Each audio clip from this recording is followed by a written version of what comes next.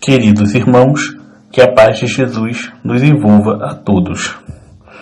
Estudaremos nesta oportunidade o capítulo 11 da parte 2ª do Livro dos Espíritos, cujo título é Dos Três Reinos.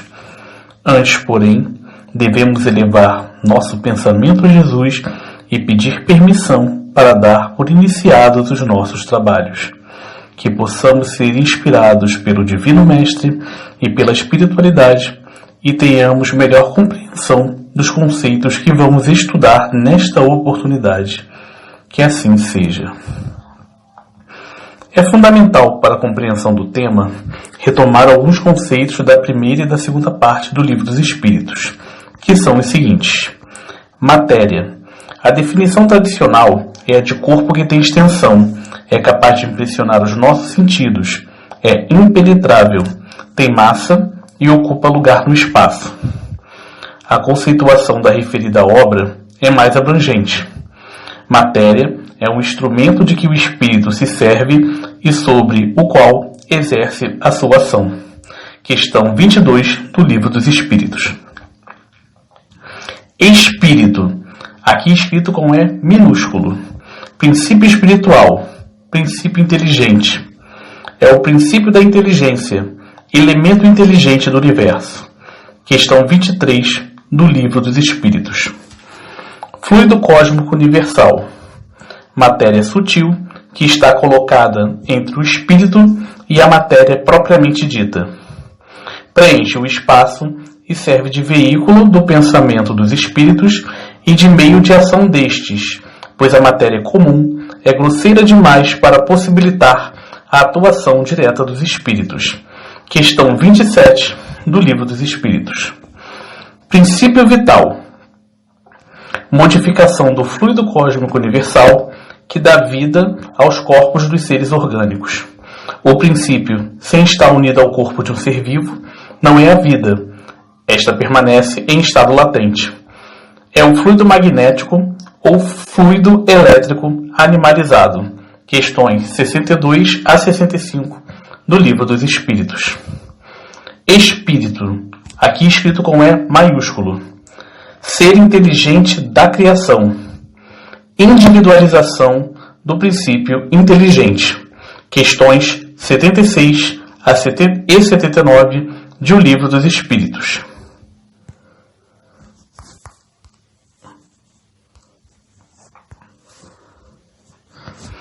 Quando do início da codificação do Espiritismo, apenas eram considerados 3 reinos da natureza, mineral, vegetal e animal. Kardec, na questão 585 do Livro dos Espíritos, perguntou a opinião dos espíritos sobre tal classificação e sobre a distinção entre seres orgânicos e inorgânicos. A resposta foi no sentido de que qualquer divisão pode ser boa, dependendo do ponto de vista, mas foi elucidado que, quanto à moral, há 4 graus.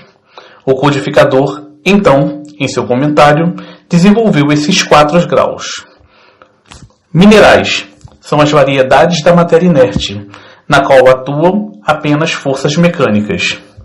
Vegetais são compostos de matéria inerte, mas também são dotados de vitalidade. Animais têm corpos compostos de matéria inerte, são dotados de vitalidade e também têm uma inteligência instintiva, limitada, e um mínimo de consciência da sua existência e de suas individualidades. Homens também têm corpos compostos de matéria inerte e são dotados de vitalidade, mas sua inteligência especial lhes coloca em condição de dominar as demais classes e lhes dá consciência do futuro, a percepção das coisas extramateriais e o conhecimento de Deus.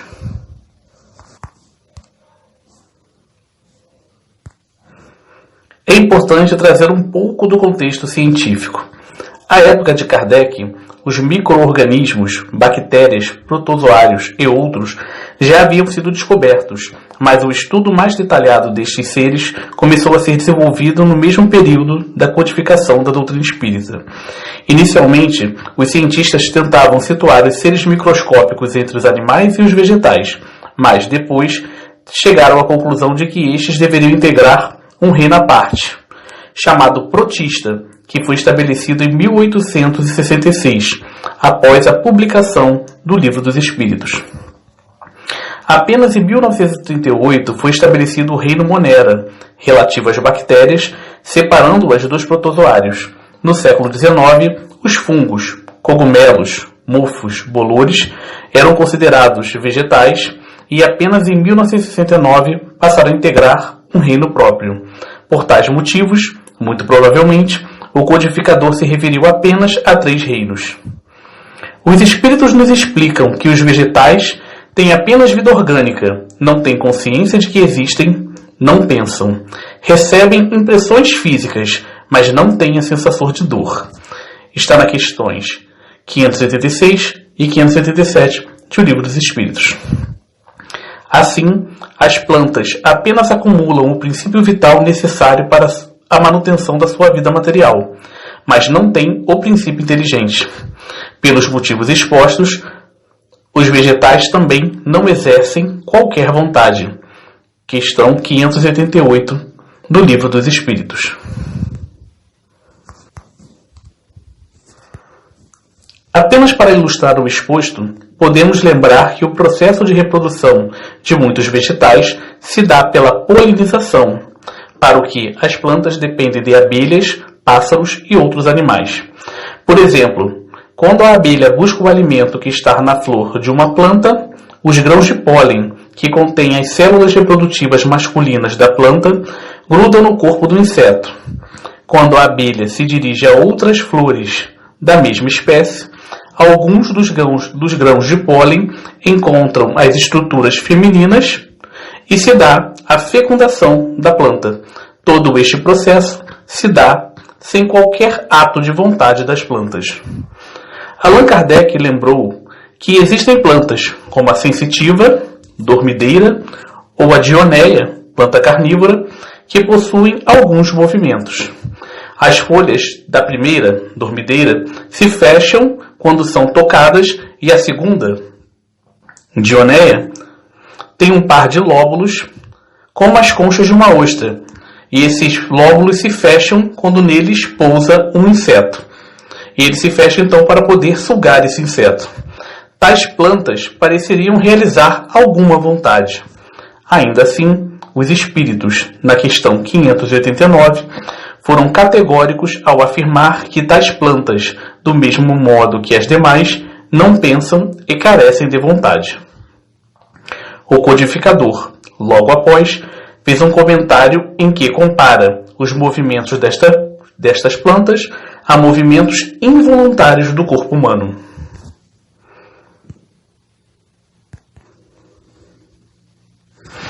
Na questão 590, o codificador queria saber se os vegetais têm algum instinto de conservação.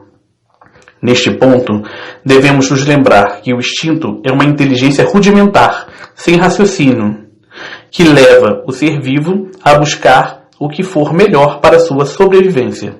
Questão 73 do Livro dos Espíritos. A resposta dos Espíritos à questão 590 foi a seguinte: há, se quiserdes, uma espécie de instinto, dependendo isso da extensão que se dê ao significado desta palavra. Ainda assim, os Espíritos esclareceram que o instinto da planta seria puramente mecânico e não uma inteligência sem raciocínio, ao contrário do que acontece com os animais. Ainda, na resposta da questão 590, foi feita uma comparação com as afinidades entre os elementos químicos, que os leva a se reunirem em compostos e que não são consideradas instintos essas afinidades. Portanto, os vegetais não têm instinto na mesma acepção que os animais. Na questão 591, obtemos a informação de que, nos mundos mais evoluídos que a Terra, os seres são mais perfeitos, mas continua havendo plantas, animais e homens. Prosseguindo no nosso estudo, aprendemos que os animais têm um certo grau de inteligência, mas essa inteligência é apropriada às suas necessidades de sobrevivência. Assim, os animais não são simples máquinas, pois pensam, exercendo alguma vontade na realização de atos combinados na busca da manutenção das suas existências. Porém, os animais não modificam as condições das suas vidas e o progresso que conseguem ocorre, muitas vezes, apenas pela atuação do homem e, em muitos casos, retornando ao seu habitat, esquecem de tal melhoria e voltam à sua forma habitual de viver. Os animais não têm livre-arbítrio e exercem o mínimo de inteligência que têm apenas para a manutenção da vida material. Questões 593 e 595 do Livro dos Espíritos. Como tem inteligência, é possível reconhecer nos animais a existência de um princípio inteligente que sobrevive ao corpo. Questão 597 do Livro dos Espíritos. Porém, a distância entre o princípio inteligente dos animais e o espírito do homem é tão grande quanto a que separa o homem de Deus. Mesmo nos mundos superiores, os animais não conhecem a Deus. Para eles, o homem é um Deus. Questão 603 do Livro dos Espíritos.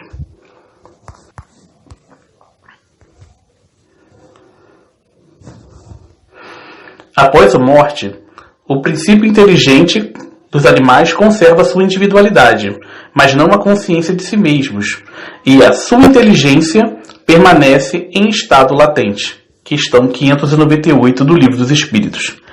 O princípio inteligente dos animais é classificado por espíritos que têm tal tarefa e, de modo geral, são utilizados quase que imediatamente, sem ter tempo de se pôr em relação com outras criaturas. Questão 600 do Livro dos Espíritos. Assim, não há animais errantes, ao contrário dos espíritos, pois estes últimos, os espíritos, enquanto estão na erraticidade, têm consciência de si mesmos, pensam e obram por sua própria vontade, o que não ocorre com o princípio inteligente dos animais. Resposta de idêntico teor é encontrada na questão 283 do Livro dos Médiuns, que foi desenvolvida no contexto da impossibilidade de se obter comunicações mediúnicas de animais. Os animais não têm livre-arbítrio e, assim, não podem escolher a espécie em que encarnarão. Questão 599 do Livro dos Espíritos.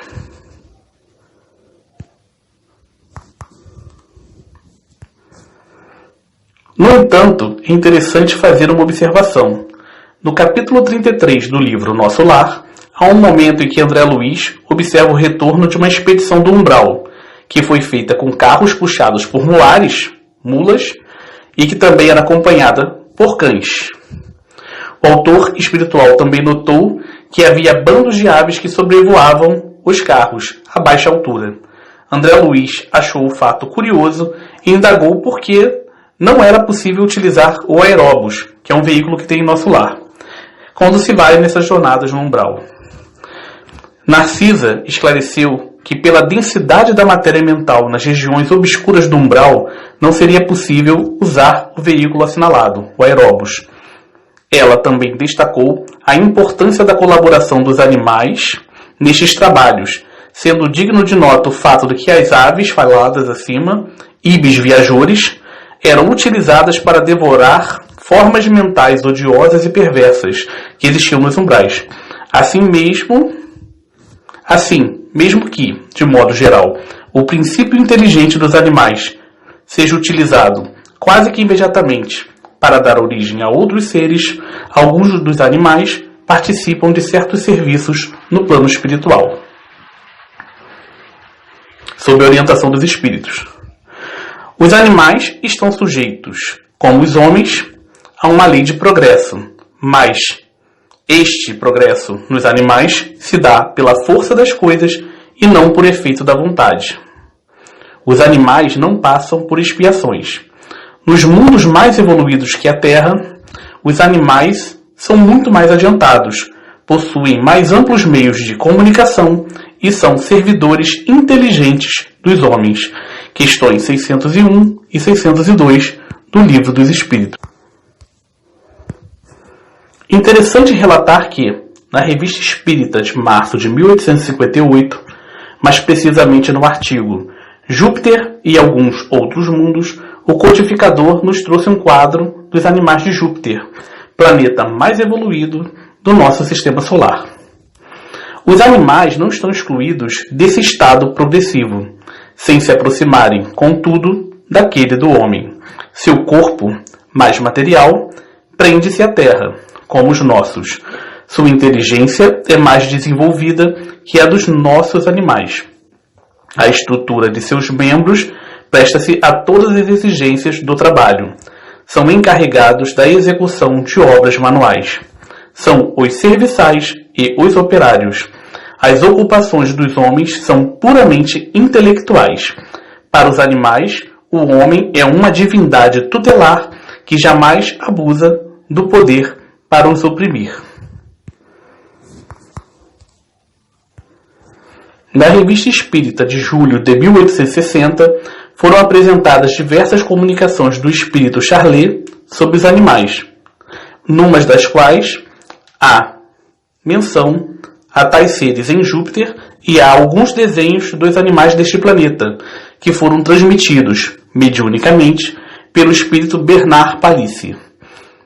Em uma nota à mensagem número 2 de Charlet, Kardec esclareceu que, em um destes desenhos, havia um animal que tinha a forma bem aproximada da humana, tendo um pouco do macaco e do sátiro. Sátiro era um ser da mitologia grega que tinha um corpo metade humano e metade bode.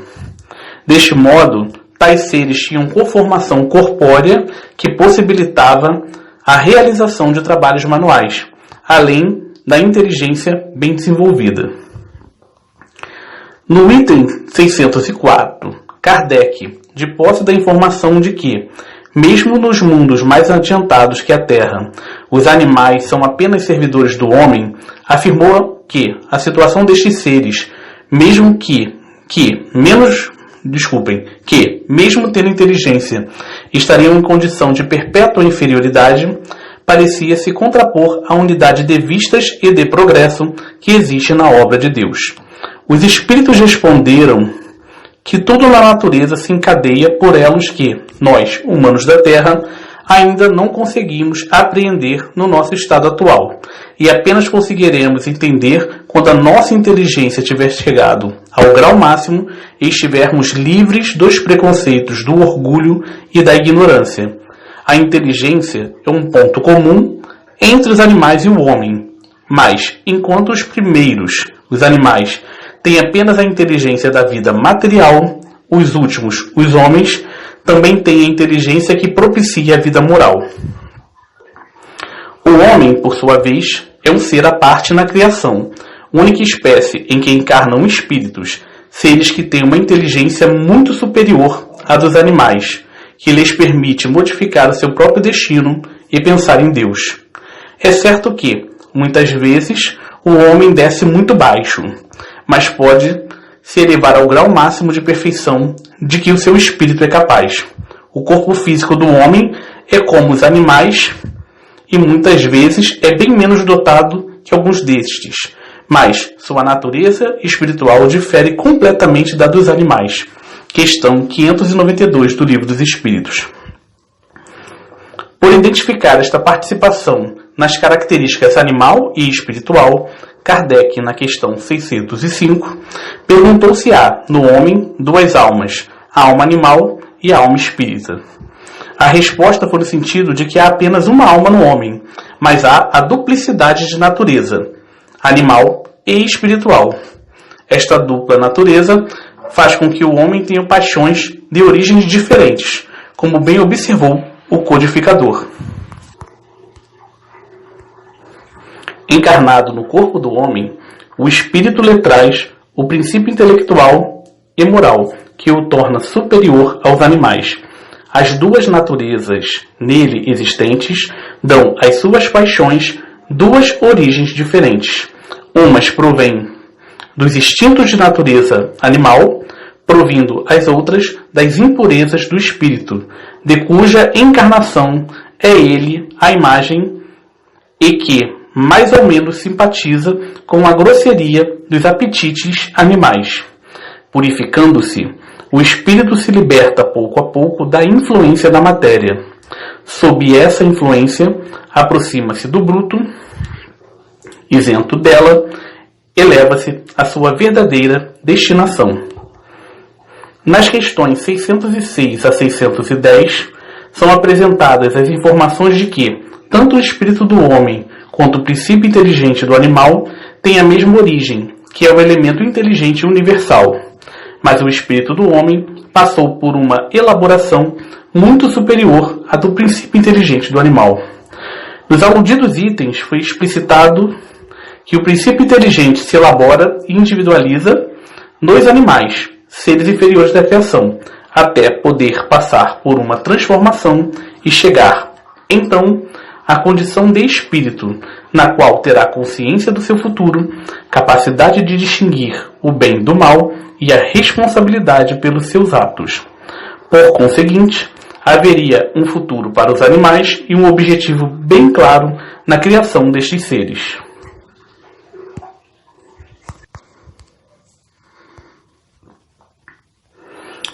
Com o espírito, inicia-se a fase de humanização, que, de modo geral, não tem o ponto de partida na Terra, pois os espíritos, na maior parte dos casos, não têm condições de ter a sua primeira encarnação neste mundo.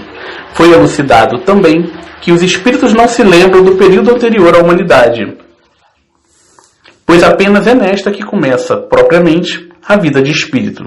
Os espíritos, às vezes, sequer se lembram das suas primeiras encarnações e geralmente dizem que não sabem como começaram. Foi explicitado também que, como não há brusca transição, o espírito, quanto mais próximo das primeiras encarnações, conserva características mais ou menos brutas do seu período anti-humano, mas que esses traços pouco a pouco vão se apagando com o desenvolvimento do livre-arbítrio. Por último, os espíritos deixam claro que, mesmo que o espírito do homem tenha passado por uma elaboração e individualização dos animais, isto não muda o fato de que o homem é um ser à parte na criação, pois tem faculdades que o diferenciam dos outros seres e tem destino diferente. A espécie humana é a única em que encarnam espíritos que podem conhecer a Deus. Nesta linha de raciocínio, escreveu Leon Denis no seguinte no livro O Problema do Ser, do Destino e da Dor. A lei do progresso não se aplica somente ao homem, é universal. Há, em todos os reinos da natureza, uma evolução que foi reconhecida pelos pensadores de todos os tempos. Desde a célula verde, desde o embrião errante, boiando a flor das águas, a cadeia das espécies tem se desenrolado através de séries variadas até nós. Cada elo dessa cadeia representa uma forma da existência que conduz a uma forma superior. Um organismo mais rico, mais bem adaptado às necessidades, às manifestações crescentes da vida. Mas, na escala da evolução, o pensamento, a consciência e a liberdade só aparecem passados muitos graus. E agora, numa frase bem poética e bem conhecida, ele diz: na planta, a inteligência dormita. No animal, sonha. Só no homem acorda, conhece-se, possui-se e torna-se consciente. A partir daí, o progresso, de alguma sorte fatal nas formas inferiores da natureza, só se pode realizar pelo acordo da vontade humana com as leis eternas. Os espíritos, na questão 611, nos informam quanto à impossibilidade da metempsicose, ou seja, que não é possível um espírito de um homem reencarnar no corpo de um animal, nem o princípio inteligente de um animal vir habitar um corpo humano. O interesse desta resposta também é deixar bem claro que, mesmo que haja elaboração do princípio inteligente dos seres inferiores da criação, quando há transformação em espírito, este já não é mais o princípio inteligente dos animais e não guarda qualquer relação com seu estado precedente. Assim, há graus inassimiláveis entre o princípio inteligente dos animais e o espírito dos homens, de modo que é impossível que um encarne no corpo do outro. Mesmo equivocada, essa doutrina é relevante para demonstrar a existência de um sentimento intuitivo de que a reencarnação é um fato da natureza. Questão 613 do Livro dos Espíritos. É importante, neste momento, fazer uma ressalva. As questões 606 a 610 desenvolveram a ideia de que o princípio inteligente se elaborou dos animais até passar por uma transformação e chegar à condição de espírito. No entanto, o codificador deixa claro, em seu comentário à questão 613, que se trata apenas de um sistema, uma teoria, pois a questão relativa à relação entre os homens e os animais não estava ainda fechada. Para reforçar este ponto, é interessante que leiamos um trecho do item 23 do capítulo 11 do livro A Gênese. Na opinião de alguns filósofos espiritualistas, o princípio inteligente, distinto do princípio material, se individualiza e elabora, passando pelos diversos graus da animalidade. É aí que a alma se ensaia para a vida e desenvolve, pelo exercício, suas primeiras faculdades. Esse seria, para ela, por assim dizer, o período de incubação. Chegada ao grau de desenvolvimento que esse estado comporta, ela recebe as faculdades especiais que constituem a alma humana. Haveria, assim, filiação espiritual do animal para o homem, como a filiação corporal. Esse sistema, fundado na grande lei de unidade que preside a criação, corresponde, forçoso é convir, à justiça e à bondade do Criador. Dá uma saída, uma finalidade, um destino aos animais, que deixam então de formar uma categoria de seres deserdados, para terem, no futuro que lhes está reservado, uma compensação a seus sofrimentos. O que constitui o homem espiritual não é a sua origem. São os atributos especiais de que ele se apresenta dotado ao entrar na humanidade, atributos que o transformam, tornando-o um ser distinto, como o fruto saboroso é distinto da raiz amarga que lhe deu origem. Por haver passado pela fieira da animalidade, o homem não deixaria de ser homem, já não seria animal, como o fruto não é a raiz, como o sábio não é o feto informe que o pôs no mundo. Mas este sistema levanta múltiplas questões, cujos prós e contras não é oportuno discutir aqui, como não o é o exame das diferentes hipóteses que se tem formulado sobre este assunto.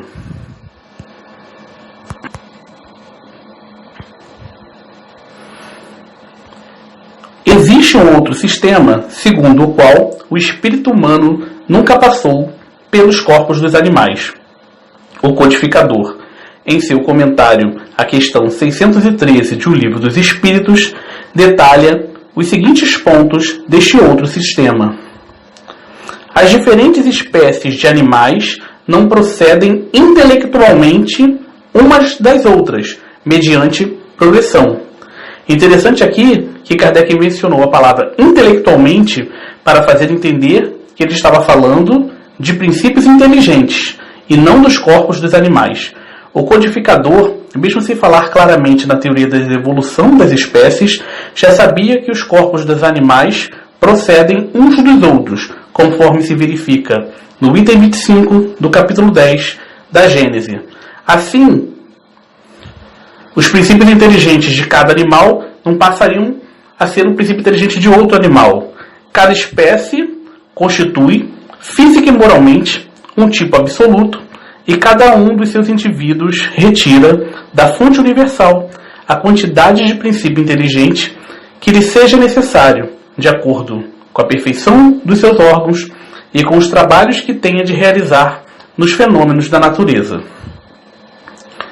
Mais um ponto. Após a morte, os animais devolvem o princípio inteligente ao reservatório de onde o retiraram. O homem, do ponto de vista físico, é um elo da cadeia dos seres vivos, mas, do ponto de vista moral, há solução de continuidade, interrupção, entre os homens e os animais.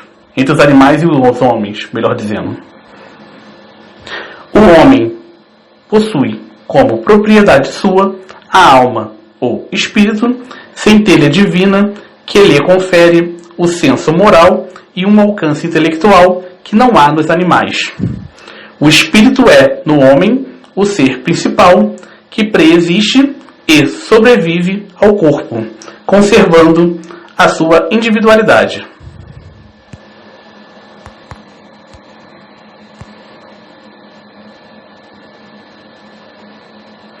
Há alguns outros detalhamentos que não foram apresentados aqui, mas acreditamos que os pontos sublinhados acima são os mais importantes deste outro sistema. Independentemente de qual seja o sistema correto, resta claro que o espírito do homem tem natureza completamente diferente do princípio inteligente dos animais. Para encerrar nosso estudo, gostaríamos de abordar relevantes consequências morais. Ficou claro, desta nossa breve incursão no tema dos três reinos, que o homem tem um espírito cuja destinação é diferente da do princípio inteligente dos animais, pois apenas os humanos devem realizar o progresso incessante de tal modo a conhecer a Deus e cumprir suas leis morais. Assim, o homem deve adquirir experiência por si mesmo e lutar para evoluir, vencendo as paixões decorrentes da influência da matéria e as imperfeições do seu espírito. Outro ponto que guarda relação com o tema é um trecho de uma mensagem do Espírito Galileu, do item 15, do capítulo 9 da Gênese.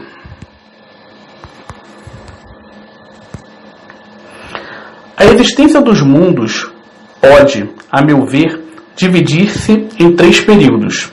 Primeiro período, condensação da matéria, período esse em que o volume do globo diminui consideravelmente, conservando-se a mesma massa. É o período da infância. Segundo período, contração, solidificação da crosta, eclosão dos germens, desenvolvimento da vida até a aparição do tipo mais aperfeiçoado.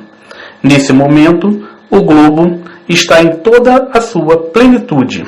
É a época da virilidade. Ele perde, mas muito pouco, os seus elementos constitutivos.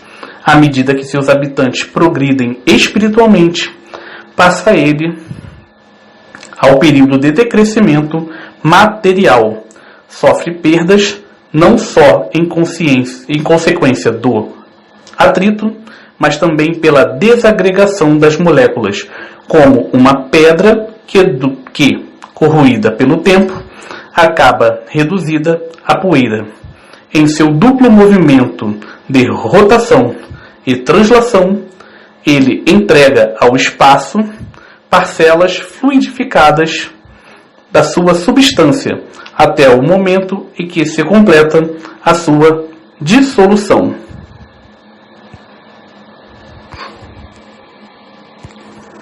É claro que, no processo acima descrito, se um planeta deixar de existir, os espíritos que são imortais passarão a um outro mundo, pois há muitas moradas na casa do Pai, como disse Jesus.